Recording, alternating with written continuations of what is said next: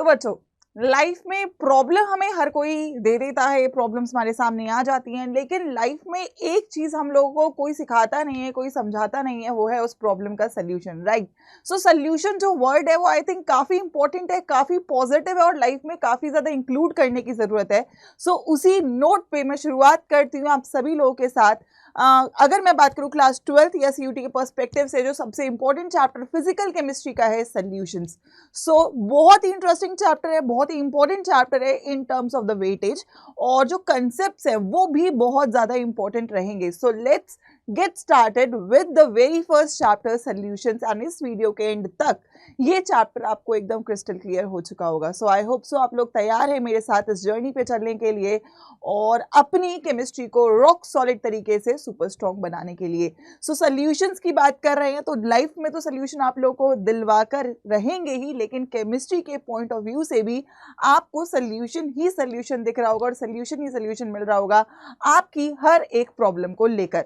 सो बच्चों, अगर मैं आज बात करूं तो हम पढ़ने जा रहे हैं सॉल्यूशंस, और अगर आप लोगों से मैं पूछूंगी व्हाट आर सॉल्यूशंस, तो आप लोग काफी वेराइड ऑप्शंस, वेराइड आंसर्स दे सकते हो कि मैम सॉल्यूशन मैथ्स के रिस्पेक्ट में आंसर को बोला जाता है, सॉल्यूशन लाइफ के रिस्पेक्ट में किसी प्रॉब्लम को सॉल्व करने को बोला जा सकता है, लेकिन केमिस्ट्री के रिस्पेक्ट में बच्चों क्या बोलेंगे वो हम यहाँ पे पढ़ने जा रहे हैं। और अगर मैं केमिस्ट्री के पर्सपेक्टिव की बात करूं तो we will be talking about mixtures, right. So मैं चाहूंगी अगले कुछ मिनटों के लिए, कुछ घंटों के लिए आप लोगों का पूरा फोकस यहाँ पे रहे, and the videos, the one shots that we are doing are very important because ये आपकी रिवीजन पर्सपेक्टिव से भी काफी आपको हेल्प करने वाले हैं। तो अगर आपने यही वीडियो 3-4 बार देख लिया तो ये चैप्टर काफी हद तक आपके दिमाग में एकदम सेट हो चुका होगा, ठीक है। तो अगर मैं बच्चों में सॉल्यूशंस की बात करूं तो देखो, आप लोग क्लास 11 में पढ़ के आते हो मिक्सचर्स, ठीक है। और मिक्सचर्स दो टाइप के होते हैं, होमोजीनियस और हेट्रोजीनियस, ठीक है। होमोजीनियस मिक्सचर्स का मतलब बच्चों क्या होता है, वो मिक्सचर्स जो कि हर जगह से यूनिफॉर्म प्रॉपर्टीज रख रहे हो, यूनिफॉर्म कॉम्पोजिशन हो, हर जगह से सेम हो, उनको होमोजीनियस मिक्सचर्स बोलेंगे। और अगर आपके पास ऐसे मिक्सचर हैं जो कि हर जगह से सेम नहीं है, यूनिफॉर्म नहीं है, तो उनको हेट्रोजीनियस मिक्सचर्स बोलेंगे। यहाँ पर हम पढ़ेंगे होमोजीनियस मिक्सचर्स को। और मिक्सचर्स आपके क्लास के लेवल पे 3 कैटेगरी में क्लासिफाइड है, I hope so everybody knows. एक होता है सोल्यूशन, एक होता है कोलॉइड और एक होता है सस्पेंशन। कोलॉइड आप पढ़ेंगे सरफेस केमिस्ट्री में, सस्पेंशन पढ़ने की जरूरत नहीं है क्योंकि धूल और मिट्टी और पानी पढ़ने का कोई लॉजिक नहीं बनता है। लेकिन आज हम पढ़ेंगे mixtures that are your homogeneous और जिनको बोलते हैं solutions.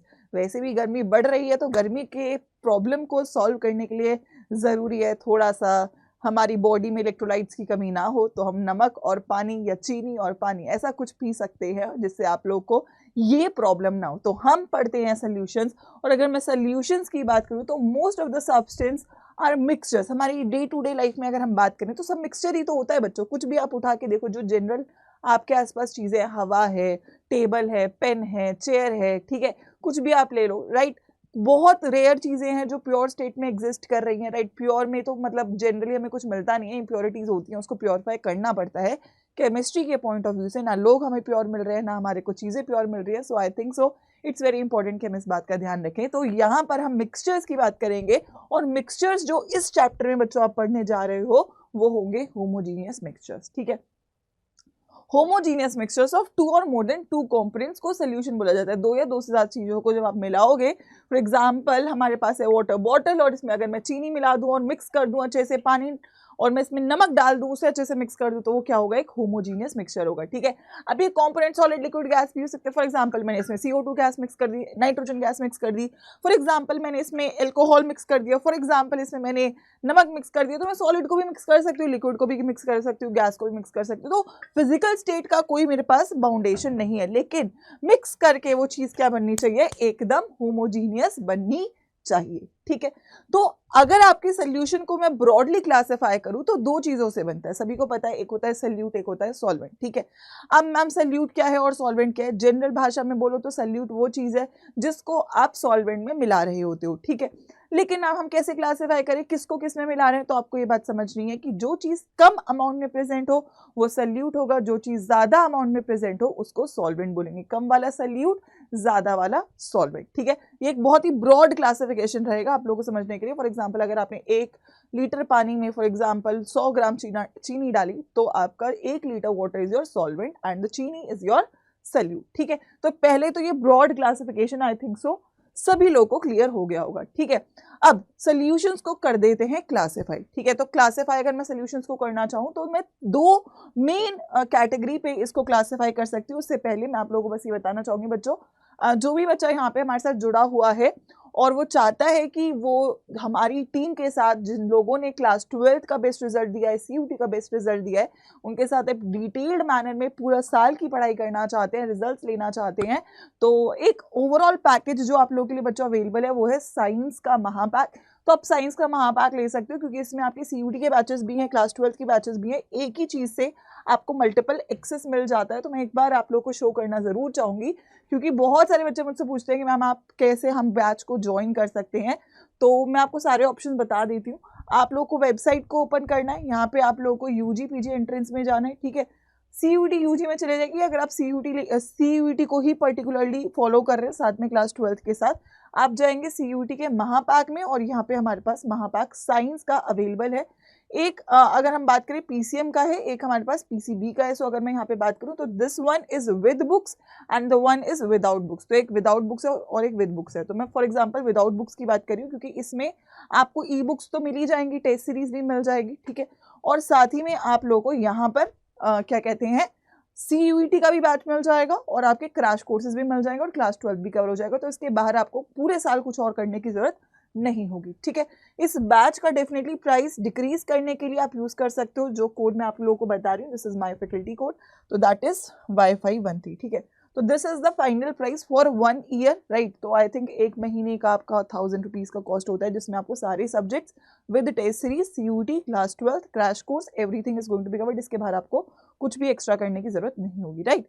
So this is something which I would suggest. अगर किसी बच्चे को कोई क्लैरिटी चाहिए कि मैम अलग से मुझे केवल CUT का ही करना है या फिर अलग से मुझे केवल मैम क्लास 12th का ही करना है, तो आप मुझे ना पर्सनली एक बार रीच आउट कर लेना, I will talk to you and help you better with it. This is my email ID ayushi.sharma@adda247.com, ठीक है बच्चों। चलिए इस पर आप मेरे को मेल कर सकते हो, ठीक है। और जब इनरोल करो तो कोशिश करिएगा कि use the code, this is my code Y513, ठीक है। चलिए तो वापस बैक टू क्लास आते हैं, ये आप लोगों को मैं बता चुकी हूँ। तो हम बढ़ते हैं आगे की तरफ। तो अगर बच्चों मैं बात करूँ, सबसे पहले अगर मैं क्लासिफिकेशन की बात करूँ तो क्लासिफिकेशन पहले तो हो सकती है on the basis of number of components. यार देखो कॉम्पोनेंट्स क्या है, आप दो चीज़ों को ही मिक्स करोगे, एक से तो सोल्यूशन बन नहीं सकता है। तो या तो आपने दो कॉम्पोनेंट्स रखे कि यार एक सल्यूट एक सॉल्वेंट, तीन रखे, दो सल्यूट एक सॉल्वेंट, चार रखे, तीन सल्यूट एक सॉल्वेंट। आप इस चैप्टर में बच्चों जो पढ़ते हो वो 2 कॉम्पोनेंट पढ़ते हो, दैट इज बाइनरी सॉल्यूशंस को आप इस चैप्टर में पढ़ते हैं, जिसमें क्या होता है एक सल्यूट और एक सॉल्वेंट, ठीक है, 1 सल्यूट एंड 1 सॉल्वेंट, ठीक है। And the second classification is बच्चों, second classification is on the basis of physical state, ठीक है। फिजिकल स्टेट के बेसिस पे क्या हो सकता है, फॉर एग्जाम्पल आपने सल्यूट है आपके पास और सॉल्वेंट है, ठीक। तो solvent for example liquid liquid liquid, liquid में आपने फॉर एग्जाम्पल गैस को मिलाया, लिक्विड को मिलाया, सॉलिड को मिलाया। ऐसे ही सॉलिड सॉलिड सॉलिड, सॉलिड में आपने गैस को मिलाया, लिक्विड को मिलाया, सॉलिड को मिलाया, ठीक है। गैस गैस और गैस, तो गैस में गैस मिलाया, गैस में लिक्विड मिलाया और गैस में सॉलिड मिलाया, ठीक है। तो इस तरीके से आपके यहाँ से बन जाएंगे 9 टाइप के सॉल्यूशंस, ठीक है, on the basis of changing the phases, ठीक है। 9 टाइप के सॉल्यूशंस बन जाएंगे इस चैप्टर में। ऑल्दो हम केवल लिक्विड सॉल्यूशंस को पढ़ते हैं, इस चैप्टर में हम केवल लिक्विड सॉल्यूशंस को पढ़ते हैं, लेकिन एक बार हमें सबके एग्जाम्पल्स पता होने चाहिए। यहाँ से एक क्वेश्चन हमारे पेपर में बन चुके हैं, ठीक है। तो एक एक करके शुरू करते हैं। देखो सबसे पहले गैस सॉल्यूशंस को उठाते हैं। तो गैस को गैस में मिक्स करेंगे, एग्जाम्पल क्या हो जाएगा बच्चों, एयर है, एयर में बहुत सारी गैसेज है, तो ऑब्वियसली वो क्या हो गया, एक आपका होमोजीनियस मिक्सचर हो गया बहुत सारी गैसेस का। हर जगह गैस सेम होती है, इस कमरे में भी सेम है, कमरे के बाहर भी सेम है। ऑब्वियसली प्रेशर और टेम्परेचर को बदलोगे तो आपका जो गैसेस है उसका जो कॉन्सेंट्रेशन है वो इंक्रीज या डिक्रीज होगा, लेकिन एक पर्टिकुलर सेम कंडीशन पे हमेशा आपका मिक्सचर सेम रहेगा, ठीक है। अब अगर मैं गैस को लिक्विड में डाल रही हूँ तो उसका एग्जाम्पल क्या हो सकता है, आप सभी लोग पीते हो cold drinks, right, cold drinks पीते हैं, राइट। तो कोल्ड ड्रिंक में क्या होता है, अगर मैं बात करूँ तो कोल्ड ड्रिंक में आपके पास लिक्विड है, लिक्विड में क्या है, CO2 गैस है, तो that is an example of a gas in liquid solution. Carbonated drink, soda water जो होता है आपका, या पानी भी समझो नॉर्मल, उसमें भी ऑक्सीजन होता है, तो that is an example of gas in liquid. Paper में ना एग्जाम्पल से डायरेक्टली क्वेश्चन आपके बन रहे होंगे, ठीक है। गैस इन सॉलिड एक कैटलिस्ट है, आप लोग ऑर्गेनिक केमिस्ट्री में पढ़ते हो। हाइड्रोजन के ऊपर जब आप क्या डाल देते हो, निकेल या प्लैटिनम, हाइड्रोजन को डाल देते हो किसके ऊपर, निकेल के ऊपर, प्लैटिनम के ऊपर, प्लैडियम के ऊपर, दैट इज पहले एड्सॉर्प्शन होता है, फिर एब्जॉर्प्शन होता है, और फिर ये एक आपका होमोजीनियस मिक्सचर ये बना लेते हैं, right. That is use as a catalyst, reduction में यूज करते हैं ऑर्गेनिक केमिस्ट्री में। पेपर में आपको ये एग्जाम्पल देगा, पूछेगा किस टाइप का ये आपका सोल्यूशन है, ठीक है। नेक्स्ट अगर मैं बात करूं लिक्विड सॉल्यूशंस की, तो अगर मैं लिक्विड इन गैस की बच्चों बात कर रही हूँ, तो liquid in gas is an example moisture, right, water vapour, ठीक है। हवा में अगर आपके पास थोड़ा सा पानी या मॉइस्चर अवेलेबल है, that is liquid in gas. ज्यादा अमाउंट में गैस है तो गैस सॉल्वेंट है, थोड़ा सा पानी है तो जो आपका लिक्विड है वो आपका क्या होगा, सल्यूट होगा, राइट। सो मॉइस्चर या water vapours are an example of liquid in gas solution. Identify करना आना चाहिए बस, बेसिक, ठीक है। लिक्विड इन लिक्विड के तो बहुत सारे एग्जांपल्स है बच्चों, है ना। इथाइल एल्कोहल मतलब एल्कोहल इन वाटर डाल लो आप, ठीक है। नाइट्रिक एसिड इन वाटर डाल लो, HCl इन वाटर डाल दो, ठीक है। दो कोई भी लिक्विड्स को आप जब मिक्स कर रहे हो जनरली, क्योंकि लिक्विड तो आराम से मिक्स भी होना चाहता है, तो लिक्विड से आपका क्या बनेगा, नॉर्मल लिक्विड सॉल्यूशंस, ठीक है। अब लिक्विड को अगर मैं सॉलिड में डालूं तो इसका एग्जांपल इंपॉर्टेंट है, ये पेपर में आया भी हुआ है, ठीक है।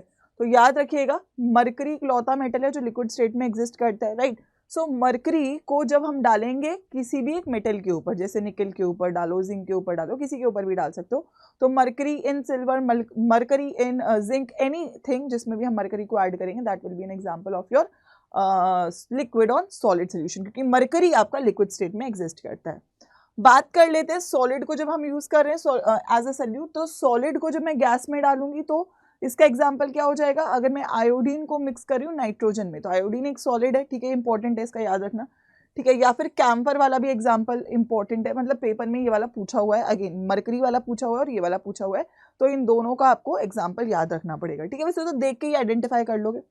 Solid in liquid very simple, once again किसी भी नमक को पानी में डालो, चीनी को पानी में डालो, ग्लूकोज को, यूरिया को, एनी सॉलिड आप लिक्विड में डिसॉल्व करवा रहे हो, तो that is a example of solid in liquid solution, ठीक है। And last is your solid in solid, और सॉलिड इन सॉलिड का एग्जांपल रहेंगे आपके अलॉयज, क्योंकि मेटल्स के मिक्सचर, जैसे कि मैं बात करती हूँ ब्रास है, ब्रॉन्ज है, ठीक है, तो इन सभी में क्या होता है, मेटल होता है, और दो सॉलिड को मिक्स करके जो चीज बन रही है वो सॉलिड्स का मिक्सचर है और उसको अलॉयज बोलते हैं। तो सॉलिड इन सॉलिड के एग्जांपल क्या हो जाएंगे आपके, मेटल के अलॉयज, ठीक है। So that is something that you people have to remember, ठीक है। यहां पर से अगर मैं बात करूं तो हमारे लिए जो इंपॉर्टेंट है वो है gas in liquid, liquid in liquid और सॉलिड इन लिक्विड, ठीक है। हमारे लिए ये तीन लिक्विड सॉल्यूशंस इंपॉर्टेंट है। Gas in liquid carbonated drinks, liquid in liquid alcohol in water, solid in liquid sugar in water, salt in water, right. Paper में आएंगे आपको इन तीनों सेक्शन से न्यूमेरिकल्स, ठीक है। और वो न्यूमेरिकल्स आप कब कर पाओगे, जब आपको आइडेंटिफाई करना आ रहा है कि मिक्सचर कौन सा है, क्योंकि ये पूरा चैप्टर इन तीन हिस्सों में डिवाइडेड होगा। गैस इन लिक्विड में हम लोग यूज करेंगे हेनरीज लॉ को, लिक्विड इन लिक्विड में यूज करेंगे रॉल्स लॉ को, और सॉलिड इन लिक्विड में यूज करेंगे कोलिगेटिव प्रॉपर्टीज को, ठीक है। तो पूरा चैप्टर ही तीन हिस्सों में डिवाइडेड है, लेकिन वहां तक पहुंचने से पहले आपको कुछ बेसिक टर्म्स पता होनी चाहिए, क्योंकि आप क्या कर रहे हो, आप एक सल्यूट को एक लिक्विड में ऐड कर रहे हो, राइट। सो बेसिकली आपसे पूछा जाएगा कि यार ये सल्यूट कितना है, तो इसकी मात्रा बताने के लिए, इसकी क्वांटिटी बताने के लिए हम यूज करते हैं एक टर्म को जिसको बोलते हैं कंसंट्रेशन, ठीक है। तो आप लोग बोलोगे मैम कंसंट्रेशन तो आजकल लग नहीं रही है, पेपर से पहले ही लग पाती है ना, पेपर से पहले तो मजबूरी में लग जाती है, लेकिन हाँ जिस बच्चे की कंसंट्रेशन टाइम से पहले लग जाती है वो पूरी जर्नी को इजीली जो है कंटिन्यू कर पाता है, और जो मुश्किल सिचुएशन होती है ना उसमें भी निकल के आ पाते हैं। तो कंसंट्रेशन बहुत इंपॉर्टेंट है, तो कंसंट्रेशन लगानी भी और कंसंट्रेशन सीखनी भी है, ठीक है। चलिए, तो कंसंट्रेशन की बच्चों अगर मैं बात करूं तो पेपर में पहली बात आपको पूछा जाएगा व्हाट इज कंसंट्रेशन, तो concentration is the amount of solute in a known amount of solvent. 1 kilo पानी बोल सकते हैं, 1 किलो पानी में फॉर एग्जांपल 100 ग्राम है, 200 ग्राम है, 300 ग्राम है, 400 ग्राम है, कितना है, कितने में है, वो कॉन्सेंट्रेशन की बात है, वो कॉन्सेंट्रेशन का डेफिनेशन है, ठीक है। सो दैट इज, अगर मैं बात करूं कॉन्सेंट्रेशन के लिए हमारे पास बहुत सारी क्या होगी, कंसंट्रेशन यूनिट्स, ठीक है। ऑल्दो बहुत सारी होती हैं, जैसे कि हमारे पास होती है mass percentage, W/W percentage, volume by volume percentage, ठीक है, मास बाय वॉल्यूम परसेंटेज। इसके अलावा मेरे पास होती है मोल फ्रैक्शन, फिर मेरे पास होती है मोलारिटी, एक होती है मोलालिटी। तो ये तीन तो बहुत इंपॉर्टेंट है, क्योंकि ये तीन हम डायरेक्टली यूज करेंगे, पहली तीन हमें यूज नहीं करनी होती, लेकिन आपको एक बेसिक ओवरव्यू आना चाहिए। तो जैसे अगर मैं वेट बाय वेट परसेंटेज की बात करूँ तो it is telling you the amount of the mass of solute in grams present in 100 gram of solution. For example मेरे पास 20% W/W सोल्यूशन है बच्चों, तो इसका मतलब क्या है कि मेरे पास 20 ग्राम सल्यूट है, किस में बच्चों, 100 ग्राम सोल्यूशन में। ठीक है, इसका मतलब मैम अगर मैं सॉल्वेंट का मास बोलूँ तो कितना होगा बेटा, 80 ग्राम्स, है ना, 80 ग्राम सॉल्वेंट होगा। तो नॉर्मल डेफिनेशन है, बस उतना ही आना चाहिए। V/V का मतलब क्या है, फॉर एग्जाम्पल अगर मैं बोलूँ कि मेरे पास 50% या 50 तो चलो एकदम नॉर्मल नंबर हो जाएगा, 60% V/V सोल्यूशन है ग्लूकोज का या किसी का भी, तो इसका मतलब क्या है, मेरे पास 60 ml सोल्यूट है ना, मेरे पास 100 ml का सोल्यूशन है, ठीक है, और मेरे पास 40 ml का सॉल्वेंट है। ठीक है, सो बेसिकली आपको ये जो टर्म्स है ये क्या ही बता रही है, ये बता रही है कितना वेट 100 ग्राम में है, कितना ml 100 ग्राम है, कितना वेट अगेन 100 ml सोल्यूशन में प्रेजेंट है। सो ये तीन आपको आई होप से सभी लोगों को क्लियर हो गई होंगी। नॉर्मल डेफिनेशन है वो, आपको इनका रेलेवेंस है केवल मास या वॉल्यूम को निकालने के लिए। मैं तीन मेन टर्म्स को उठाती हूँ यहाँ पे। सबसे पहले आपकी बच्चों क्या, मोल फ्रैक्शन। ठीक है, so mole fraction I think everybody knows वैसे क्या होता है। अगर आपके पास, क्योंकि हम बाइनरी सोल्यूशन की बात कर रहे हैं ए और बी, तो मोल फ्रैक्शन ऑफ ए क्या हो जाती है, इसको काई से रिप्रेजेंट करते हैं, number of moles of A upon total number of moles in the solution. अब टोटल नंबर ऑफ मोल्स कितने हैं, ए और बी के हैं, Na प्लस Nb। ठीक है, अब इसका मॉलिक्यूलर मास क्या होता है, WA अपॉन Ma। ठीक है, नंबर ऑफ मोल्स का formula given mass upon molecular mass, WA/Ma plus WB/Mb। ठीक है, ये हमारा फॉर्मूला हो जाएगा। तो यहाँ पे अच्छा एक और बात याद रखना, मोल फ्रैक्शन का जो सम होता है वो हमेशा 1 के बराबर होता है। तो अगर मैंने काई ए निकाल दिया तो काई बी क्या हो जाएगा, 1 माइनस काई ए। फॉर एग्जाम्पल काई ए का वैल्यू 0.7 है तो काई बी का वैल्यू 0.3 होगा। तो मोल फ्रैक्शन का बेसिक आपको आना चाहिए क्लियर। मोल फ्रैक्शन अगेन आपकी नंबर ऑफ मोल्स पे डिपेंडेंट है, मास पे डिपेंडेंट है, तो वॉल्यूम इसमें नहीं है, टेम्परेचर इंडिपेंडेंट यूनिट रहेगा। ठीक है, टेम्परेचर इंडिपेंडेंट यूनिट रहेगा। ठीक है, आइए अगला है molarity. Molarity is telling you the number of moles of solute in 1 litre of your solution, right. So अगर मैं फॉर्मूले की बात करूं तो नंबर ऑफ मोल्स का फॉर्मूला क्या होगा, ऑफ सोल्यूट, सोल्यूट को मैं बी से रिप्रेजेंट कर रही हूँ, WB/MB into volume of solution. अगर आप ml में बच्चों ले रहे हो तो ऊपर 1000 से मल्टीप्लाई। ठीक है, तो ये क्या हो जाएगा, मोल्स पर लीटर। ठीक है, क्या हो जाएगा, मोल्स पर लीटर इसकी एसआई यूनिट होती है, या फिर आप इसको कैपिटल एम से भी शो कर सकते हो। अगर कोई आपसे पूछे ये टेम्परेचर डिपेंडेंट है या इंडिपेंडेंट है, तो क्योंकि यहाँ पे वॉल्यूम है तो ये क्या हो जाएगा, टेम्परेचर डिपेंडेंट। वॉल्यूम क्योंकि टेम्परेचर के साथ क्या होती है, बढ़ती है। ठीक है, तो अगर टेम्परेचर बढ़ाओगे तो वॉल्यूम बढ़ेगा और मोलैरिटी घटेगा। ठीक है भाई, क्लियर है, कैपिटल एम से इसको रिप्रेजेंट करेंगे। अगर बच्चों में बात करूं मोलैलिटी की, तो वहां पे number of solute in 1 kg of solvent है। यहाँ पे याद रखना कि वॉल्यूम आप यूज कर रहे हो किसका, सोल्यूशन का, लेकिन यहाँ पे आप मास यूज करोगे सॉल्वेंट का। तो मोलैलिटी का फॉर्मूला क्या हो जाएगा, नंबर ऑफ मोल्स। तो नंबर ऑफ मोल्स का फॉर्मूला क्या हो जाएगा, given mass upon molecular mass upon mass of solvent. अगर ये ग्राम में है तो ऊपर 1000 से मल्टीप्लाई। ठीक है, तो अगर मैं इसकी यूनिट की बात करूं तो ये क्या हो जाएगा, मोल्स पर केजी। ठीक है, मोल्स पर केजी, या फिर आप इसको स्मॉल एम से रिप्रेजेंट करोगे। अगर आपसे कोई बोले कि बच्चों ये टेम्परेचर डिपेंडेंट है या इंडिपेंडेंट है, तो आप लोग बहुत ही इजीली बताओगे मैम ये टेम्परेचर इंडिपेंडेंट होगा, क्योंकि मैम यहाँ पे वॉल्यूम नहीं है। ठीक है, टेम्परेचर इंडिपेंडेंट। ओके एवरीवन, चलिए, तो ये मेन टर्म्स अगर हमें क्लियर होती हैं तो अब आता है एक छोटा सा कंसेप्ट और, दैट इज सॉल्युबिलिटी का। सॉल्युबिलिटी क्या होती है, अगर मैं बात करूं सॉल्युबिलिटी भी अमाउंट ऑफ सोल्यूट की ही बात कर रही है। तो मैम सॉल्युबिलिटी और कॉन्सेंट्रेशन में डिफरेंस क्या होगा, बच्चों कॉन्सेंट्रेशन बात करेगा किसी भी अमाउंट ऑफ सोल्यूट की। ठीक है, कॉन्सेंट्रेशन बात करेगा किसी भी अमाउंट ऑफ सोल्यूट की, और अगर मैं बात करूं सॉल्युबिलिटी की तो वो बताएगा मैक्सिमम अमाउंट ऑफ सोल्यूट कितना है। मैक्सिमम अमाउंट ऑफ सोल्यूट की बात करें तो सॉल्युबिलिटी, कोई भी अमाउंट ऑफ सोल्यूट की बात करें तो कॉन्सेंट्रेशन। ठीक है, क्लियर है। तो अगर मैं सॉल्युबिलिटी की बात करूं तो solubility is basically the maximum amount of solute dissolved in fix या नोन अमाउंट ऑफ सॉल्वेंट। ठीक है, क्लियर है बात, सभी लोग को क्लियर है? तो मतलब फॉर एग्जांपल अगर मेरे पास ये 1 लीटर की बॉटल है तो मैं इसमें for example 100 gram, 200 gram, 300 gram, 400 gram, 500 gram sugar add कर सकती हूँ। अब एक पॉइंट आएगा जिसमें मैं और शुगर ऐड नहीं कर पाऊंगी, सोल्यूशन सैचुरेटेड हो जाएगा, तो वो पॉइंट होगा आपका फॉर एग्जांपल 1 किलो के बाद और चीनी ऐड नहीं हो रही, तो 1 किलो जो अमाउंट है वो सॉल्युबिलिटी है और उससे पहले जितनी भी अमाउंट थी वो सब कॉन्सेंट्रेशन है। तो मैक्सिमम अमाउंट ऑफ सल्यूट की अगर बच्चों में बात करूँ तो उसको क्या बोला जाएगा? That is your solubility. ठीक है, इसका हम नाम रख देंगे, this is our bottle diva. ठीक है, ये बॉटल है जो हमें केमिस्ट्री की नैया से पार करवाएगी और केमिस्ट्री को आपके दिमाग में एकदम एंटर करवा देगी। तो ये बॉटल हमारे सेशन के एंड तक साथ में रहेगी। ठीक है, तो आप इसको थैंक यू जरूर बोल के जाना सेशन के एंड में। ठीक है, चलो आओ आइए, सॉल्युबिलिटी ऑफ लिक्विड इन। अब देखो सॉल्युबिलिटी किसकी अच्छी होगी? देखो लाइक डिसॉल्व्स इन लाइक, है ना, जैसे कि मैं अपने बच्चों को क्लास में भी बताती हूँ कि भाई तुम्हारे दोस्त कैसे होंगे? तुम्हारे जैसे होंगे। तुमको जो चीज़ का शौक होगा तुम अपने दोस्त भी तो वैसे ही बनाओगे ना। तो भाई अब ऐसी बात है कि यहाँ पे लिक्विड है तो लिक्विड किस में डिजोल्व होना चाहेगा? लिक्विड में डिजोल्व होना चाहेगा। ठीक है, अब सॉलिड और गैस में कंपेयर करूँ तो यार सॉलिड और गैस में डिजोल्व होना चाहेगा। क्यों? क्योंकि गैसेस कंप्रेसिबल होती है, गैसेस लिक्विफाई हो सकती है, तो भाई गैस में फिर भी टेंडेंसी है तो वो ज़्यादा बेटर होगा। सबसे ज़्यादा मुश्किलें आएंगी सॉलिड को डिजोल्व करने में, तो सॉलिड का सॉल्युबिलिटी सबसे कम, फिर गैस का और लिक्विड का सबसे ज़्यादा। अब आपको जो पूछा जाता है वो पूछे जाते हैं फैक्टर्स की, सॉल्युबिलिटी किन किन फैक्टर्स के ऊपर डिपेंडेंट है।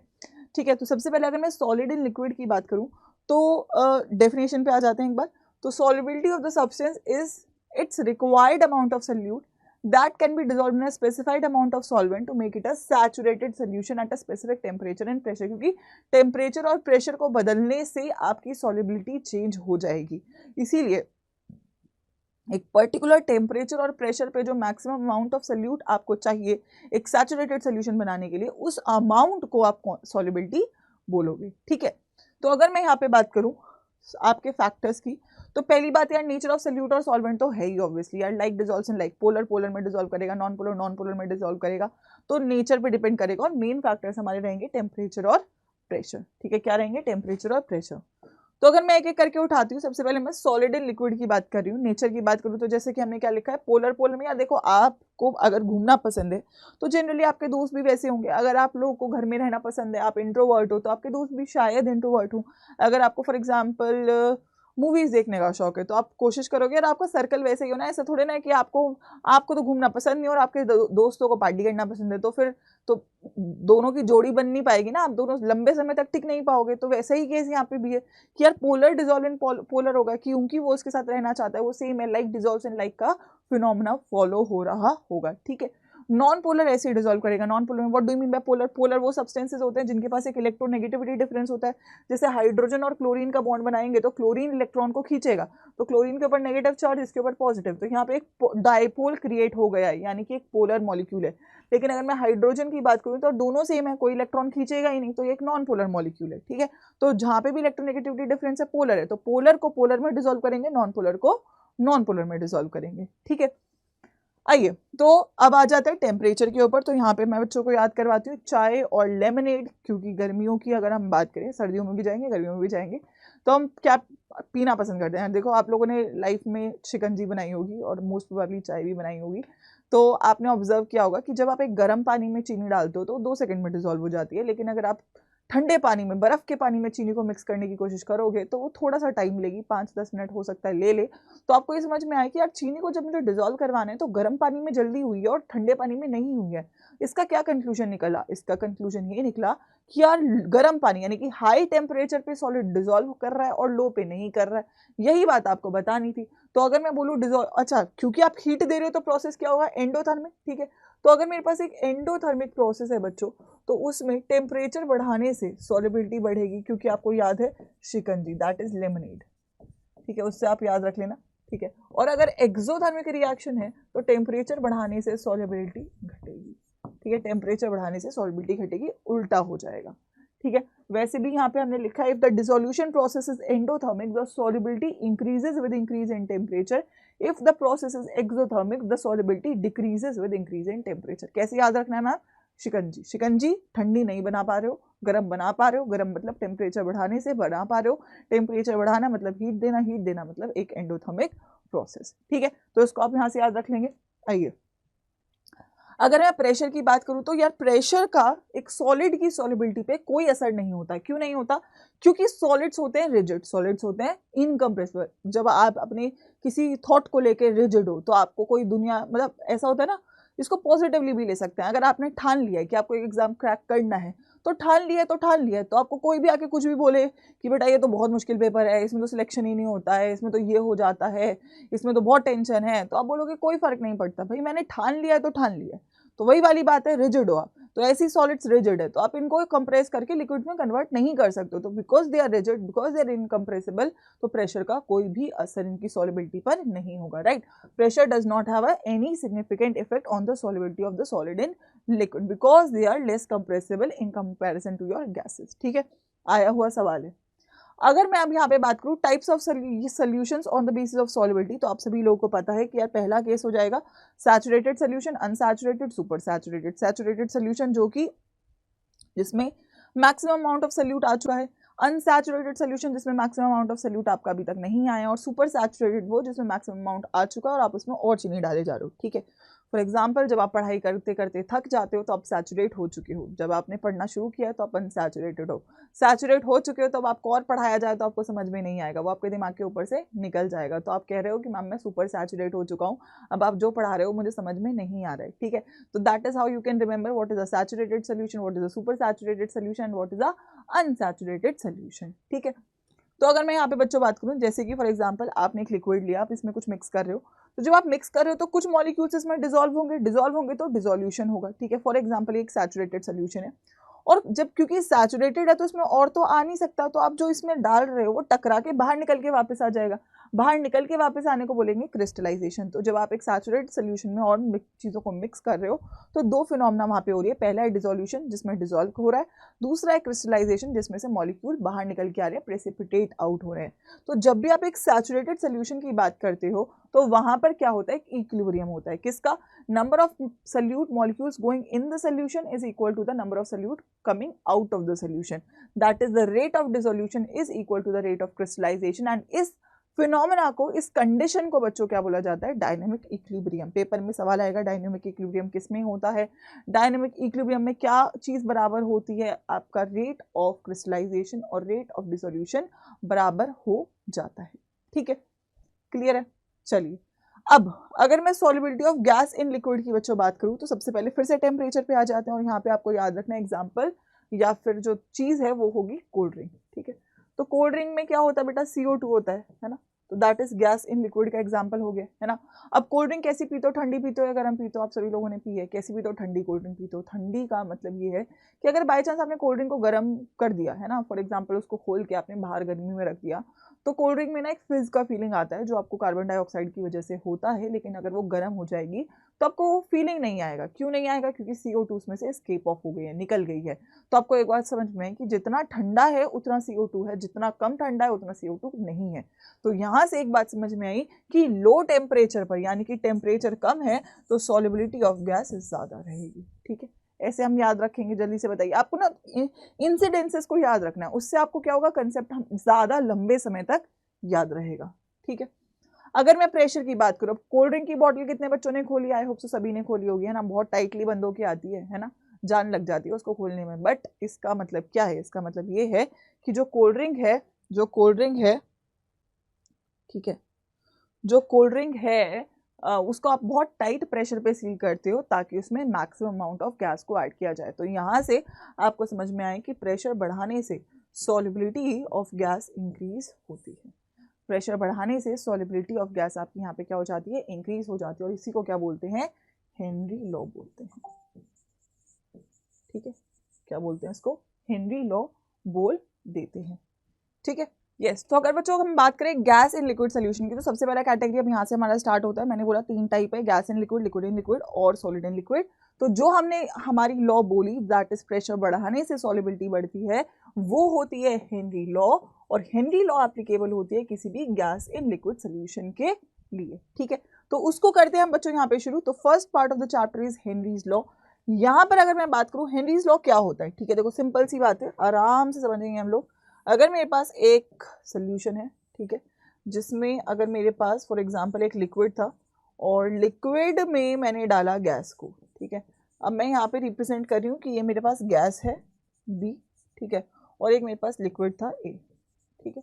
तो गैस क्योंकि वॉलेटाइल है वेपर फेस में जाएगी, तो अगर ये लिक्विड फेस में है तो ये कुछ कुछ वेपर फेस में भी होगी, ठीक है, तो वेपर फेस में भी एग्जिस्ट कर रही होगी।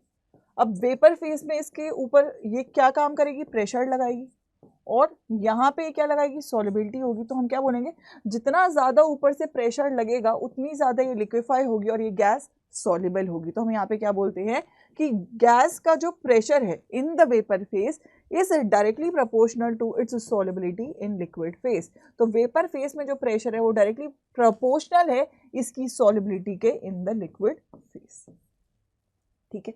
अब जब यहाँ से ये कांस्टेंट हमें ऐड करना है तो यहाँ पे कांस्टेंट आता है KHX, जिसको हम क्या बोलते हैं, हेनरी लॉ। तो हेनरी लॉ क्या बोलता है, the law states that at a constant temperature the solubility of a gas in liquid is directly proportional to the partial pressure of the gas, that is PA is directly proportional to XA।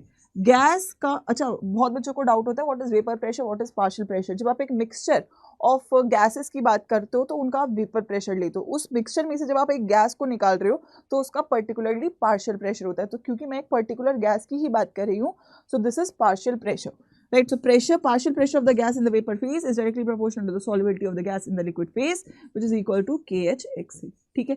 ये हमारी होती है Henry law, pressure और solubility को relate करती हुई, ठीक है। अगर हम इसके ग्राफ की बात करें बच्चों तो PA इक्वल्स टू KHX से तो Y इक्वल्स टू MX का ग्राफ बनेगा, यानी कि Y एक्सिस पे आपने प्रेशर डाला और X एक्सिस पे आपने सॉल्युबिलिटी डाला, तो आपको passing through the origin with the slope equals to Henry's constant graph मिल जाएगा, ठीक है। क्या मिल जाएगा, ग्राफ मिल जाएगा।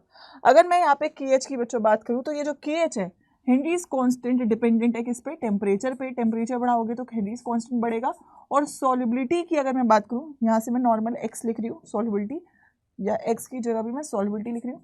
सॉल्युबिलिटी डिक्रीज करोगे तो KH बढ़ेगा, क्योंकि ये दोनों एक दूसरे के इनवर्सली प्रोपोर्शनल हो जाएंगे, ठीक है। तो हेनरीज लॉ से ये तीन चीजें आपकी पूछी जा सकती हैं, ठीक है।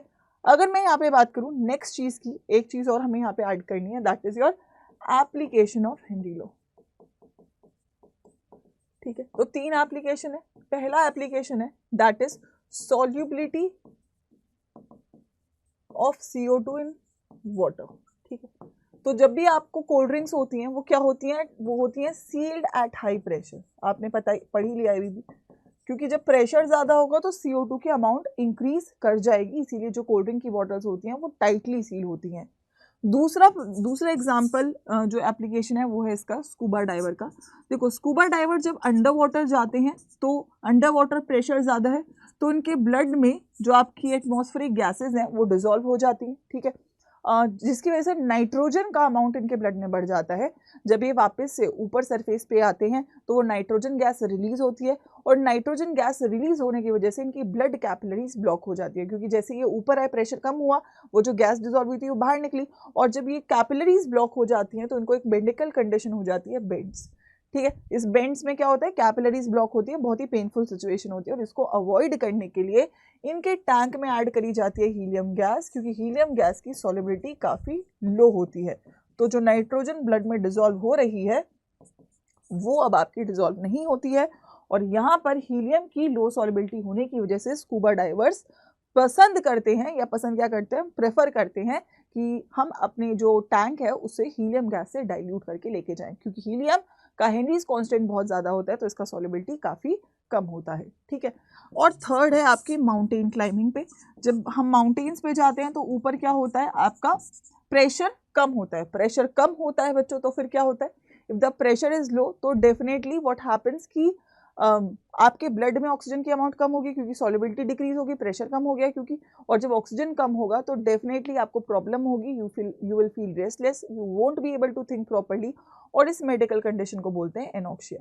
तो anoxia is basically because of low pressure. Low pressure होने की वजह से लो सॉल्युबिलिटी हो जाती है किसकी, ऑक्सीजन की इन द ब्लड, ठीक है। तो that is the problem of mountain climbing, ठीक है। तो ये तीन एप्लीकेशंस हम लोगों को याद रखने हैं फॉर योर हेनरीज लॉ। और इनमें से कोई भी एक आपके पेपर में पूछा जा सकता है, ठीक है। Then we come to the second part of the chapter, that is liquid in liquid solutions. और आप सभी लोगों को पता है लिक्विड इन लिक्विड सोल्यूशंस के लिए जो लॉ लगेगी that is going to be your Raoult law, ठीक है। क्या लगेगी यहाँ पे हमारी रॉल्ट्स लॉ। तो रॉल्ट्स लॉ भी ना वैसे सेम ही है, ज़्यादा डिफरेंस नहीं है, हेनरीज लॉ की जैसा ही है इसका भी कुछ सिस्टम। अगर आप दो लिक्विड्स को मिक्स कर रहे हो, ठीक है, फॉर एग्जाम्पल आपके पास एक लिक्विड है ए, ठीक है। अब ये लिक्विड है तो लिक्विड्स भी वॉलेटाइल होते हैं बच्चों, तो ये वेपर फेज में जाएगा, ठीक है। आपके पास उस लिक्विड में ही आपने ऐड करा क्या, you will be adding another liquid that is for example B, ठीक है। और ये भी कुछ ना कुछ वेपर फेज में होगा। अब आपने दोनों को मिक्स कर दिया, ठीक है। तो अगर मेरे पास ये लिक्विड ए था, एक लिक्विड बी था, दोनों को मिक्स करके आपने मिक्सचर बना दिया, ठीक है। क्योंकि ये प्योर ए है तो इसका जो प्रेशर होगा वो प्योर ए का प्रेशर होगा, वेपर प्रेशर। तो हमने बोला प्योर ए का vapour pressure is P not a. यहाँ पे प्योर बी का वेपर प्रेशर होगा पी नॉट बी, और यहाँ पे ए का प्रेशर पी ए और बी का प्रेशर पी बी। ऐसे ए की सॉल्युबिलिटी एक्स ए काई ए या फिर इसकी काई बी, ठीक है, राइट। अब क्योंकि ये प्योर का है तो ये कांस्टेंट है, P not a is also constant, P not be is also constant, ठीक है। आपको निकालना होता है मिक्सचर का प्रेशर, जैसे हमने वहां पे गैसियस मिक्सचर का निकाला था, अब यहाँ से लिक्विड मिक्सचर का निकालना है। तो उसमें हम लेते हैं मदद किसकी, डेल्टन की। तो डेल्टन ने बोला था कि किसी भी मिक्सचर का प्रेशर उसके इंडिविजुअल गैसेस के पार्शियल प्रेशर के सम के बराबर होगा। अब आपको निकालना पड़ेगा पी और पी बी। तो मैं यहाँ से बोलती हूँ हेनरीज लॉ को यूज करके कि यार मैम पी ए डायरेक्टली प्रोपोर्शनल है काई ए के, ठीक है, और पी बी डायरेक्टली प्रोपोर्शनल है काई बी के, ठीक है। लेकिन अब यहाँ पे हम के एच एज अ कॉन्स्टेंट तो यूज नहीं कर सकते, तो हम यूज करते हैं इनके individual constant P not a और पी नॉट बी को। तो यहाँ से रॉल्ट लॉ निकल के आती है पी ए इक्वल्स टू क्या है, पी नॉट ए काई ए, और यहाँ से पी बी क्या है, P not B chi B, ठीक है, राइट। तो यहाँ से हमें समझ में आ गया पहला कि ma'am P A equals to क्या है, पी नॉट ए काई ए, और पी बी क्या है, P not B chi B, और आपको पी टी पता चल गया है क्या है, P A plus P B, यानी कि P not A chi A plus P not B chi B.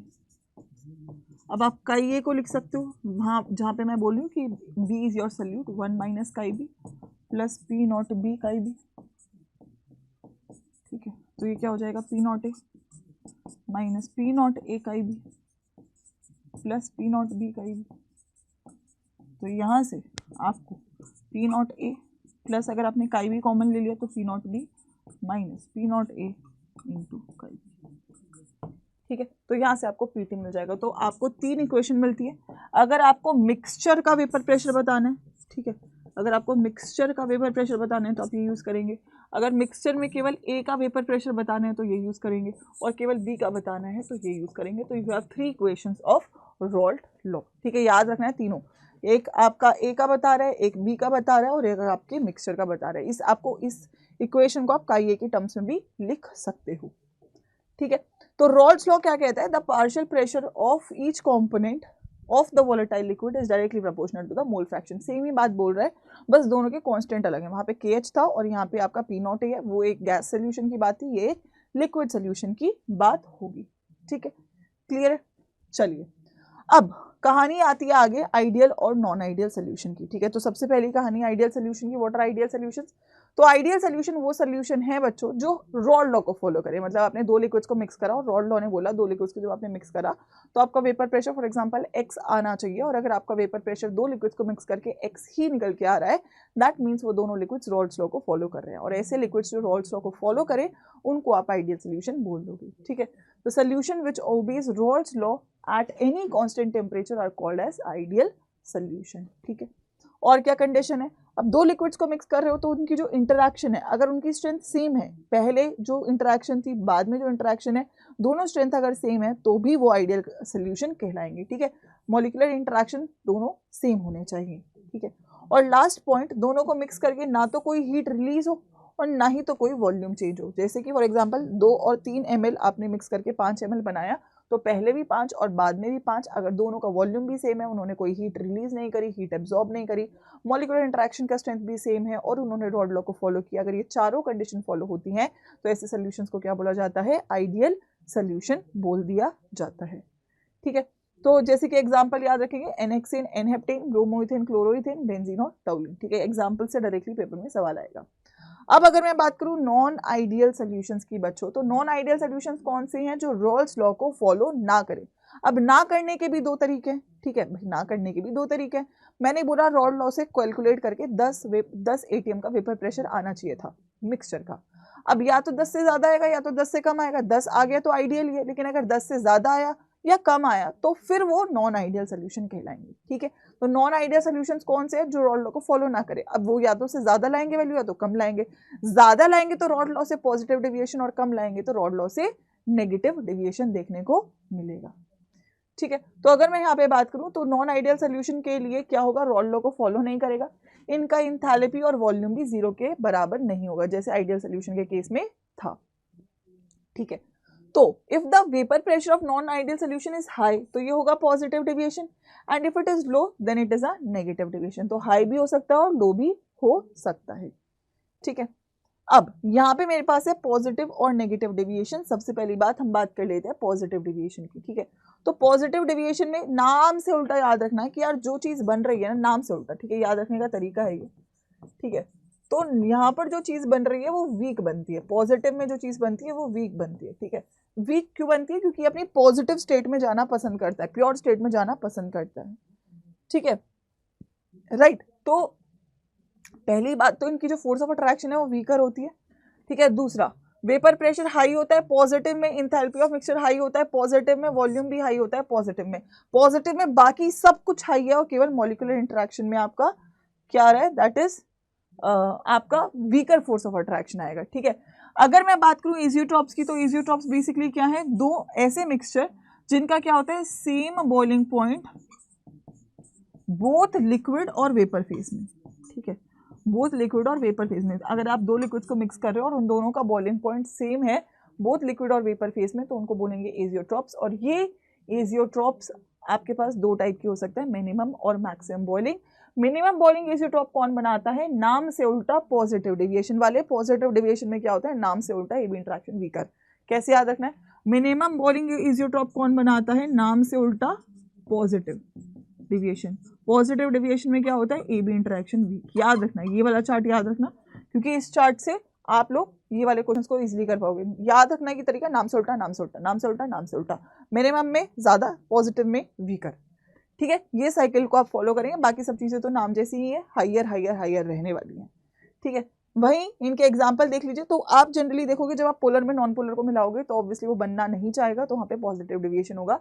तो एसीटोन में CH2, एसीटोन में एल्कोहल, एसीटोन में आपका एनहाइड्राइड में बेंजीन, बेंजीन में CCl4, क्लोरोफॉर्म में CCl4, H2O ethanol. Although hydrogen bonding है बट इनकी ओरिजिनल हाइड्रोजन बॉन्डिंग स्ट्रॉन्गर होती है देन द मॉलिक्यूल्स फॉर्म होने के बाद जो हाइड्रोजन बॉन्डिंग हुई है उसके कंपैरिजन में। ठीक है, तो ये सब पॉजिटिव डेविएशन के एग्जांपल है, याद रखने हैं।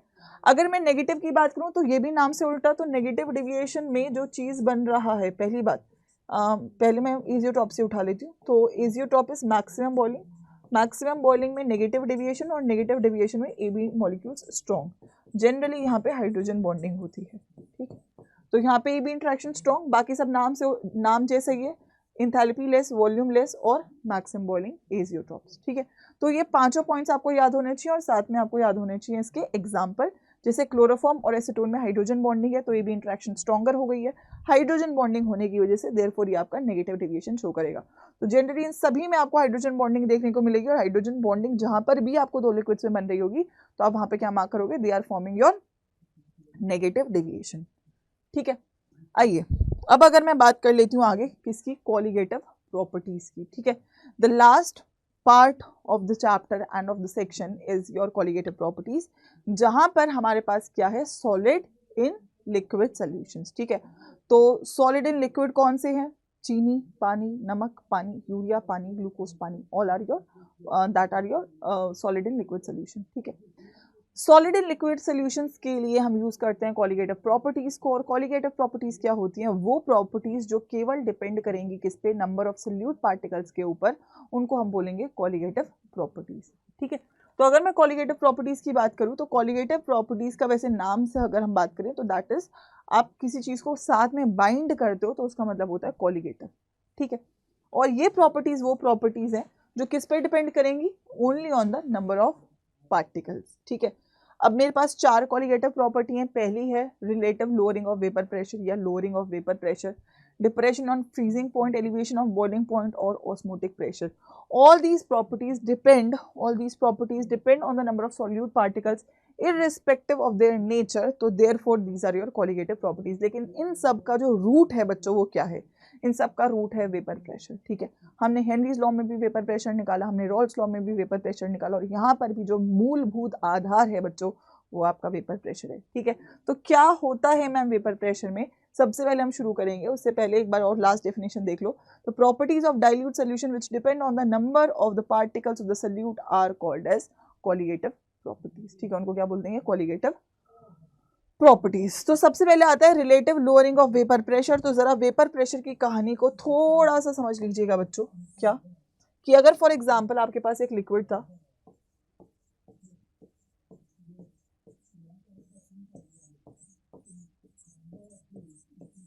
ए, और इसमें आपने ऐड किया सॉलिड बी, आपने इसमें ऐड किया सॉलिड बी। ठीक है, अब बी तो है बेटा सॉलिड ना, और सॉलिड तुमको पता है नॉन वॉलेटाइल होता है, वेपर फेस में जाना पसंद नहीं करते। तो वेपर फेस में यहाँ पे तो ए ही था, अब क्योंकि सारे ए हैं नीचे तो ऊपर भी ए ही है, लेकिन यहाँ पे ना थोड़ा ए का मात्रा कम हो जाएगा ऊपर। क्यों, क्योंकि अब तुमने ऐड कर दिया एक सॉलिड, अब वो सॉलिड भी सरफेस पे है, तो सॉलिड तो ऊपर जाना पसंद नहीं करेगा। पहले में तो सब लिक्विड था, सब ऊपर जाना पसंद करता है, यहाँ पे कुछ तो सॉलिड है वो जाना पसंद नहीं करेगा, तो ऑब्वियसली ऊपर जाने वाले मॉलिक्यूल, वेपर फेज में जाने वाले मॉलिक्यूल कम हो जाएंगे। तो अगर मेरा यहाँ पे प्रेशर क्योंकि ए का ही है, पी नॉट ए है, और यहाँ पे क्योंकि मिक्सचर का प्रेशर है तो ये पी है, तो अगर आपसे कोई बोले कि प्रेशर में क्या असर पड़ा तो आपको यहाँ से समझ में बच्चों आएगा, राइट आएगा, एक second, yes, that is P not a का प्रेशर ज्यादा होगा या पी ए का ज्यादा होगा, तो आप बोलोगे मैम ज्यादा मॉलिक्यूल ज्यादा प्रेशर, कम मॉलिक्यूल कम प्रेशर, तो P not a will be less than P A, या फिर मैं क्या बोल रहा चाह रही थी, it will be greater than. जहाँ पे ज्यादा मॉलिक्यूल वहां पे प्रेशर ज्यादा होगा, तो आपको क्या समझ में आया, जब भी एक सॉलिड को लिक्विड में डाल देते हैं तो वेपर प्रेशर डिक्रीज हो जाता है। क्यों मैम, क्योंकि नॉन वॉलेटाइल कंपोनेंट आपने डाला है, और non volatile component vapour phase में नहीं जाता है। ठीक है भाई, क्या मेरी बात क्लियर है? तो क्या मैं यहाँ से बोल सकती हूँ, इसीलिए बोला गया था vapour pressure of solution is always less than that of pure solvent, क्योंकि नॉन वॉलेटाइल डालते ही वेपर प्रेशर कम होगा। कितना कम हुआ बेटा, P not A minus P A कम हुआ, that is lowering of vapour pressure. और अगर मैं बच्चों बात करूं किसकी, रिलेटिव लोअरिंग की, तो मतलब आपने डिवाइड कर दिया इसको ओरिजिनल वैल्यू से, और ये प्रोपोर्शनल होता है या डायरेक्टली प्रोपोर्शनल होता है मोल फ्रैक्शन ऑफ सल्यूट के। क्योंकि कॉलिगेटिव प्रॉपर्टी लगती है किसके, डाइल्यूट सोल्यूशन के लिए, तो ये फॉर्मूला बच्चों कन्वर्ट किया जा सकता है, that is NB upon Na plus NB, और क्योंकि ये डाइल्यूट सोल्यूशन है तो A का अमाउंट काफी बड़ा है, तो इसे आप NB बाय Na भी बोल सकते हो। ठीक है भाई, बोल सकते हो। That is the formula for relative lowering in vapour pressure. Number of moles का फॉर्मूला तो कर ही लोगे, that is given mass upon molecular mass, given mass of molecular mass. ऊपर वाला अब यहाँ पे याद रख लेना, ये सल्यूट है बच्चों और ये सॉल्वेंट है। ठीक है, ये प्योर सॉल्वेंट का वेपर प्रेशर है और ये आपके मिक्सचर का वेपर प्रेशर है। ठीक है, मिक्सचर का वेपर प्रेशर है। ठीक है, बात क्लियर है हमें? तो अगर हम बोले when a non-volatile solute is added to a pure solvent, then vapor pressure of the solution decreases, that is vapor pressure of solution is less than the vapor pressure of solvent. This is called lowering of vapor pressure. This is relative lowering of vapor pressure बच्चों। This is lowering, केवल lowering पूछेगा तो P not को धर ले जाओ। और बच्चों अगर आपसे वेपर प्रेशर ऑफ मिक्सचर पूछे तो वो तो केवल PA होता है, तो बाकी सबको एक साइड ले लोगे, कॉमन ले लोगे, आएगा वैल्यू ये। ठीक है, तो वो आपसे हो सकता है रिलेटिव लोअरिंग पूछ ले, हो सकता है लोअरिंग पूछ ले, और हो सकता है वेपर प्रेशर पूछ ले। तीनों में से कुछ भी पूछेगा, आप लोग इसको सॉल्व करके आंसर बता देंगे। ठीक है, पहली प्रॉपर्टी क्लियर है? आइए बढ़ जाए अगली प्रॉपर्टी की तरफ। And the next property is elevation in boiling point. क्या इसका आधार है? आधार इसका वेपर प्रेशर ही है बच्चों। पहली बात, similar to lowering of vapour pressure, elevation in boiling point also depends upon the number of solute solid solute molecules. इसी पे डिपेंड करता है। क्यों? क्योंकि आपका जो बॉइलिंग पॉइंट है वो क्या है? It is the temperature. ठीक है, क्या है ये वो टेम्परेचर है जब आपके एक मॉलिक्यूल जो आपका लिक्विड है इसका वेपर प्रेशर जो है फॉर एग्जांपल वो एटमॉस्फेरिक वेपर प्रेशर के बराबर हो जाए। ठीक है, अगर मेरे पास एक लिक्विड था, ठीक है, और यहाँ पे मेरे पास फॉर एग्जांपल सोल्यूशन है जिसमें मैंने सॉलिड भी ऐड कर दिया है। ठीक है, तो ऑब्वियस ही बात है अगर इसका फॉर एग्जांपल 0.8 atm प्रेशर है तो इसका इससे तो कम ही होगा ना, क्योंकि लोअरिंग होता है वेपर प्रेशर में, सोल्यूशन का कम होगा। तो यार इसको ऊपर ले जाने में ज़्यादा टाइम लगेगा या इसको ऊपर ले जाने में 1 atm ले जाने में ज़्यादा टाइम लगेगा? फॉर एग्जाम्पल ये 100 डिग्री पे हो गया है तो ये 101 डिग्री पे होगा। तो क्या हुआ? बॉइलिंग पॉइंट क्या हुआ? इंक्रीज हो गया। इसी को क्या बोला गया? Elevation in boiling point. तो बॉइलिंग पॉइंट आपका हमेशा इंक्रीज करता है जैसे जैसे आपका क्या होता है, जैसे जैसे आपका वेपर प्रेशर कम होता है। रिलेशनशिप आता है बच्चों यहाँ से, boiling point is inversely proportional to vapour pressure. ठीक है, boiling point is inversely proportional to your vapour pressure.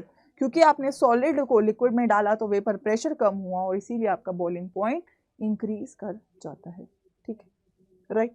तो यहाँ से हम क्या बोलेंगे? A solution of 1 mole of sucrose is 1000 gram and it boils इतना। और तो जहाँ पे प्योर आपका फॉर एग्जांपल प्योर का 373 है तो इसका कुछ 373.5 हो गया, सुक्रोज ऐड किया, सॉलिड को लिक्विड में ऐड किया। ठीक है, तो यहाँ से हम बोलते हैं elevation in boiling point is delta TB which is directly proportional to the molality of the solution. अब कितना इंक्रीज हुआ यार? एलिवेशन हुआ है, यानी कि सोल्यूशन का बॉइलिंग पॉइंट ज़्यादा है, प्योर सॉल्वेंट का कम है, मोलैलिटी के डायरेक्टली प्रोपोर्शनल। और यहाँ से कांस्टेंट बीटा आता है आपका, that is Kb which is called your ebuloscopic constant. That is the formula for elevation in boiling point. That is the formula for elevation in boiling point. I hope so सभी लोगों को clear होगा। ठीक है, that is Tb minus T naught B equals to Kb into WB upon में MB into में WA ऊपर 1000 से मल्टीप्लाई। क्लियर है बच्चों? जल्दी बता दीजिए, सभी लोगों को क्लियर है? This is elevation in boiling point. ठीक है, Kb यहाँ पे मोलर एलिवेशन कांस्टेंट है या इसको एब्यूलोस्कोपिक कांस्टेंट भी बोल देते हैं। अगर आपसे कोई Kb की यूनिट पूछे तो आप लोग बता देंगे केल्विन kg पर मोल इसकी ऐसा यूनिट होती है। ठीक है, वहीं अगर हम बात कर लें फ्रीजिंग पॉइंट की, तो फ्रीजिंग पॉइंट क्या है? Freezing point is basically that temperature. Freezing point वो टेम्परेचर है बच्चों जब आपका जो सोल्यूशन है वो लिक्विड स्टेट में भी एग्जिस्ट कर रहा है और सॉलिड स्टेट में भी एग्जिस्ट कर रहा है। फॉर एग्जांपल जब आपका बर्फ जमने वाला पॉइंट होता है ना, जब बर्फ जमनी जस्ट शुरू हुई है तो लिक्विड भी है सॉलिड भी है, वो टेम्परेचर जब दोनों स्टेट को एग्जिस्ट करती हैं उसको फ्रीजिंग पॉइंट बोलते हैं।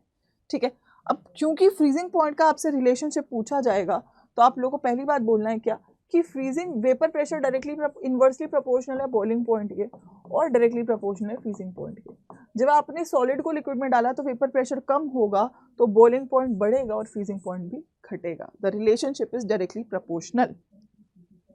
Salt is added to ice to lower the freezing point in water season. बर्फ आपने देखा होगा जब आइसक्रीम्स भी होती है ना तो आइसक्रीम वाला उसमें थोड़ा सा ना नमक डाल के रखता है बर्फ में। क्यों? क्योंकि बर्फ यार वरना तो 0 डिग्री पे कर जाएगी वो तो पूरा आपका फ्रीज, तो उसका थोड़ा सा और नीचे जाके उसका फ्रीजिंग पॉइंट हो जाए इसलिए हम बर्फ को ऐड करते हैं। जैसे जम्मू एंड कश्मीर में लॉट ऑफ आइसेस फॉर्म, जब घरों पे जहाँ बर्फ गिरती है वहाँ पे बर्फ जम जाती है तो उस बर्फ को हटाने के लिए हम यूज़ करते हैं किसका? नमक का यूज़ करते हैं, ताकि हम इजीली उस आइस को क्लियर ऑफ कर दें जब फ्रीजिंग पॉइंट में थोड़ा डिप्रेशन आ जाए। मतलब अब 0 डिग्री पे वो फ्रीज ना करके हो सकता है -2 डिग्री पे फ्रीज कर रहा हो और उस वक्त उस जगह का टेम्परेचर अगर 0 डिग्री है तो वो जो बर्फ़ है आपकी 0 डिग्री पे जो जमी हुई थी अब वो 0 डिग्री पे नहीं जमेगी क्योंकि अब उसका freezing point minus for example 2 degree Celsius हो गया, राइट। तो वो पिघल जाएगी और पिघल जाएगी तो आप उसको क्लियर ऑफ कर सकते हो, right. So that is an application of depression in freezing point. ठीक है, आई होप सो क्लियर है ना सभी लोगों को? बर्फ जैसे किसी भी यूरोपियन कंट्री में बर्फ गिरने का प्रॉब्लम काफ़ी है तो वहाँ पे बर्फ़ को हटाने के लिए हम यूज़ करते हैं नमक का, क्योंकि उसका फ्रीजिंग पॉइंट जब घट जाएगा तो वो जो नमक है उसकी वजह से अब वो बर्फ़ जो जमी हुई थी आपके उस करंट टेम्परेचर पे अब उससे कहीं थोड़ा नीचे जाके जमेगी तो उस वक्त वो क्लियर ऑफ हो सकती है, right. So freezing point is the temperature at which solid form begins to separate from the liquid form. Solid बस बढ़ना ही शुरू करता है और इस टेम्परेचर पर ये दोनों स्टेट आपकी इक्विलिब्रियम पर एग्जिस्ट करती हैं, ठीक है। तो जैसे कि अगर आप ग्राफिकली भी देखोगे बच्चों कि जैसे कि ये लिक्विड फॉर्म है, ठीक है, और ये सॉलिड फॉर्म है, ठीक है, थोड़ा सा ग्राफ आगे की तरफ होगा, फॉर एग्जांपल ये है और एक ये है, तो ये जहाँ पे टच कर रही है, ठीक है, ये जहाँ पे टच कर रही है, फॉर एग्जांपल दो लाइनें सही नहीं बनाई हुई है, ठीक है, एक तो आपका ये कर्व है बच्चों, ठीक है, और एक आपका ये कर्व है, ठीक है, तो यहाँ पे आपका टच कर रहा है, यहाँ पे आपका ये टेम्परेचर दोनों का बराबर हो गया, तो इस पॉइंट को हम बोलेंगे T0F। लेकिन जब आपने सॉलिड को ऐड कर दिया तो वेपर प्रेशर डिक्रीज हो गया, तो अब ये कुछ आगे जाके इसको कट करेगा और जहाँ पे इसने कट किया तो वो आपके किसका होगा, सोल्यूशन का। तो फ्रीजिंग पॉइंट क्या हो गया, डिक्रीज हो गया, इसी को हम क्या बोलते हैं, डेल्टा टी, ठीक है, इसी को क्या बोलते थे हम लोग, डेल्टा टी एफ, ठीक है। तो अगर मैं डेल्टा टी एफ की बच्चों बात करूँ तो delta T F is also directly proportional to molality. Depression हुआ है यानी कि अब कम हो गया है, यानी कि T0F minus T F is directly proportional to molality, और यहाँ से कांस्टेंट आता है बच्चों आपका दैट इज KF, ठीक है।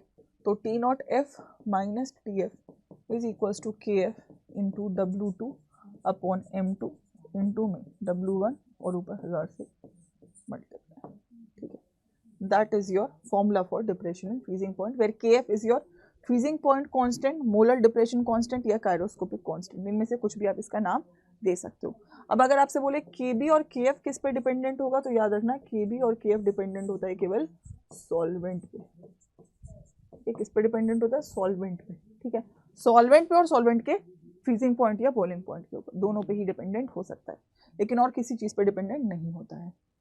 This brings us to your last colligative property which is your osmotic pressure. Osmotic pressure को जानने के लिए थोड़ा सा आपको ऑस्मोसिस को जानना पड़ेगा। तो अगर मैं ऑस्मोसिस की बात करूं, व्हाट इज ऑस्मोसिस, तो ऑस्मोसिस इज नॉर्मली जब आपकी मूवमेंट हो रही है किसकी, दैट इज अगर आपके पास एक सेमी परमिएबल मेम्ब्रेन है, यहाँ पे फॉर एग्जांपल प्योर सॉल्वेंट है, यहाँ पे सोल्यूशन है, तो movement of solvent from low concentration to high concentration, यहाँ पे क्योंकि सल्यूट नहीं है तो लो कॉन्सेंट्रेशन, वहाँ पे है तो हाई कॉन्सेंट्रेशन, सो लो से high concentration of solution of solute, but solvent के रिस्पेक्ट में सॉल्वेंट यहाँ ज़्यादा है वहाँ कम है, सॉल्वेंट का हाई से सॉल्वेंट की लो कॉन्सेंट्रेशन, लेकिन सोल्यूशन की लो कॉन्सेंट्रेशन से सोल्यूशन की हाई कॉन्सेंट्रेशन, या फिर डाइल्यूट से कॉन्सेंट्रेटेड सोल्यूशन में मूवमेंट, राइट।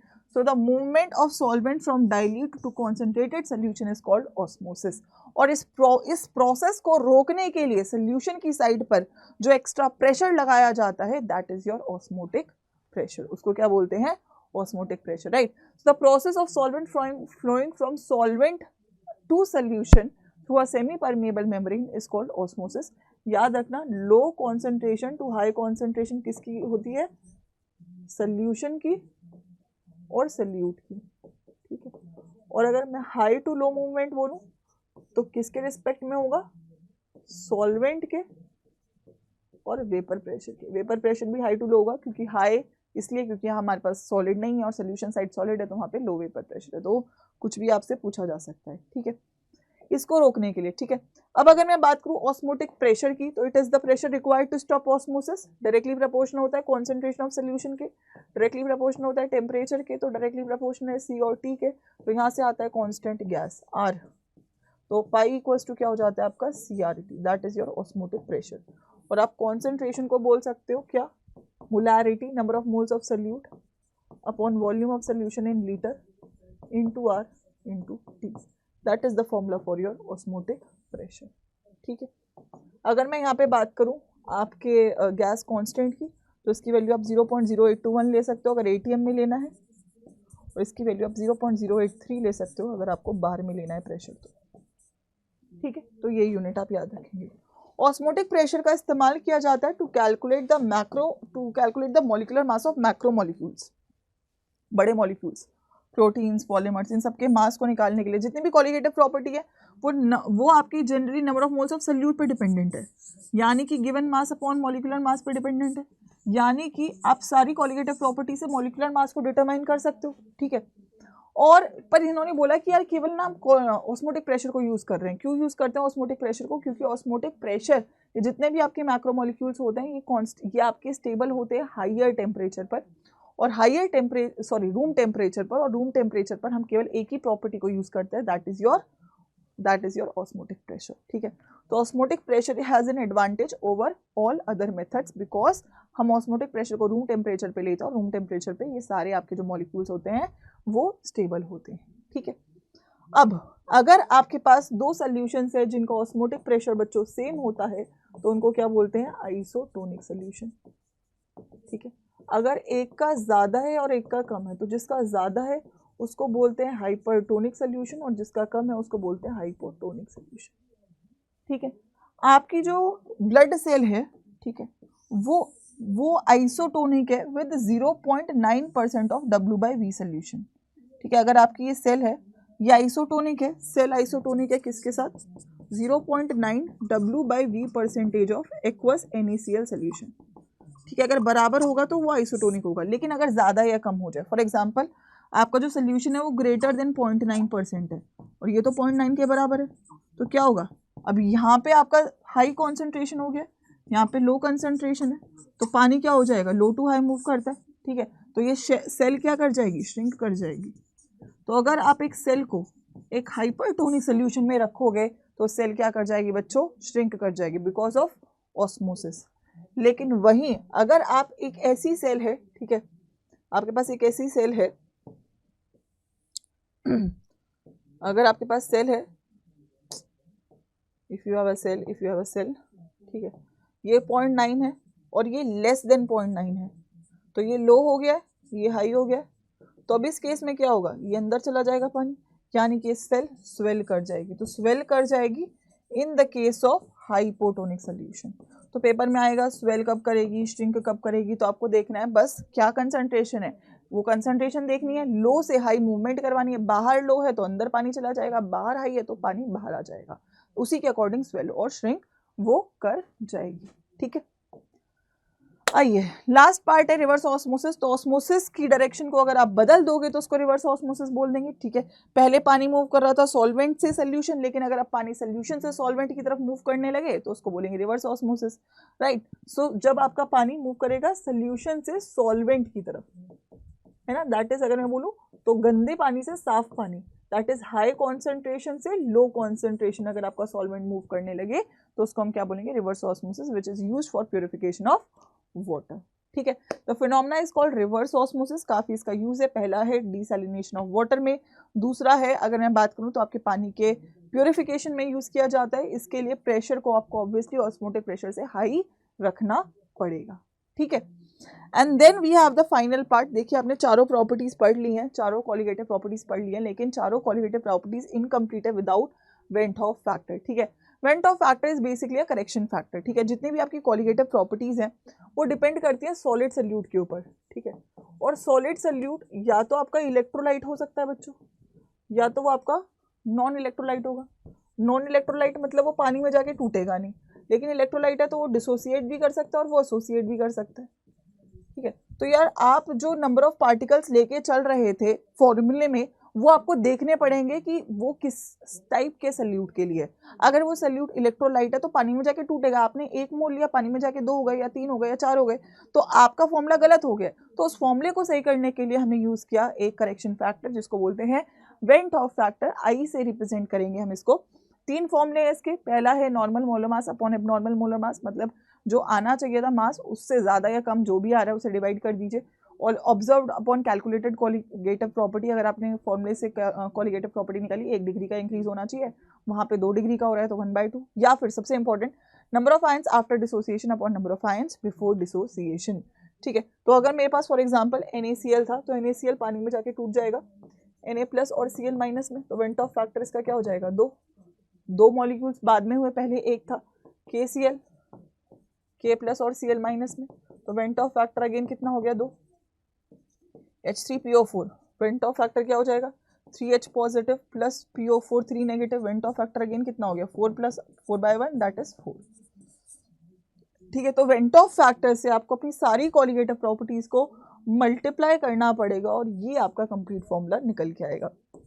अगर आपने कॉलिगेटिव प्रॉपर्टी में वेंट ऑफ फैक्टर को मल्टीप्लाई नहीं किया तो आपका आंसर बच्चों सही नहीं माना जाएगा। ठीक है, right, and the last part is although NCERT में मेंशन नहीं है, बट हम एक दो फॉर्मूले और सीखेंगे, that is degree of dissociation and degree of association. ठीक है, अगर आपका जो इलेक्ट्रोलाइट है वो स्ट्रॉन्ग है तो पूरा का पूरा टूटेगा। ठीक है, एक आयन पूरा टूट चुका है, लेकिन कभी कभी वो स्ट्रॉन्ग नहीं होता, तो फॉर एग्जाम्पल एक पूरा नहीं टूटा, आधा टूटा है, तो डिग्री ऑफ डिसोसिएशन कितना हुआ, आधा टूटा, यानी 50% टूटा है। तो अगर आपके पास ऐसे केसेस हैं जहाँ पे जो आपका इलेक्ट्रोलाइट है ना पूरा टूट रहा है ना पूरा जुड़ रहा है, तो वहाँ पे आप डिग्री ऑफ डिसोसिएशन निकालते हैं, दैट इज एल्फा। और उसके लिए आप एक ही फॉर्मूला याद रखेंगे, that is degree of dissociation equals to I-1/n-1। ठीक है, जैसे आपके पास फॉर एग्जाम्पल HCl में अभी रफली मान के चल रही हूँ, तो इसका आपको I, अगर इसका I 2 हो जाए, क्योंकि नंबर ऑफ आयंस इसके 2 हैं, तो फिर तो भाई एल्फा 100% हो जाएगा, है ना, क्योंकि इसका n कितना है, 2 है, नंबर ऑफ आयंस 2 है, H पॉजिटिव और Cl नेगेटिव। ठीक है, तो भाई अगर आप मैं 2-1 ऊपर भी कर दूँ और नीचे भी 2-1 कर दूँ, तो आंसर आएगा 1, दैट इज 100% हो जाएगा। लेकिन अगर फॉर एग्जाम्पल मैंने बोला कि यार ये पूरा नहीं टूट रहा है, ठीक है, फॉर एग्जाम्पल ये 50% टूट रहा है, इसका एल्फा 50% है। ठीक है, अगर मैं बोला एल्फा इज 50%, तो बोलो कि आई कितना होगा, ऐसा पूछे आपसे, तो आपको पता है अगर एल्फा 50% है तो 0.5 हो गया, 50/100। आई आपको बताना है, एन इसका कितना है, 2 है, H + Cl माइनस, तो यहाँ से आई कितना हो जाएगा, 1 + 0.5, तो एल्फा आई कितना आएगा, 1.5, आना कितना चाहिए था, 2। तो आपको ये वाले फॉर्मूले से क्वेश्चंस को सॉल्व करना पड़ेगा। तो डिग्री ऑफ डिसोसिएशन आप याद रखेंगे, एंड सिमिलरली आप डिग्री ऑफ एसोसिएशन याद रखेंगे। ये एसोसिएशन की अगर मैं बात करूँ, ठीक है, एसोसिएशन के लिए जो फॉर्मूला हो जाएगा, जैसे कि आपका एसिटिक एसिड होता है, तो उसके लिए फॉर्मूला हो जाएगा I-1/1/n-1।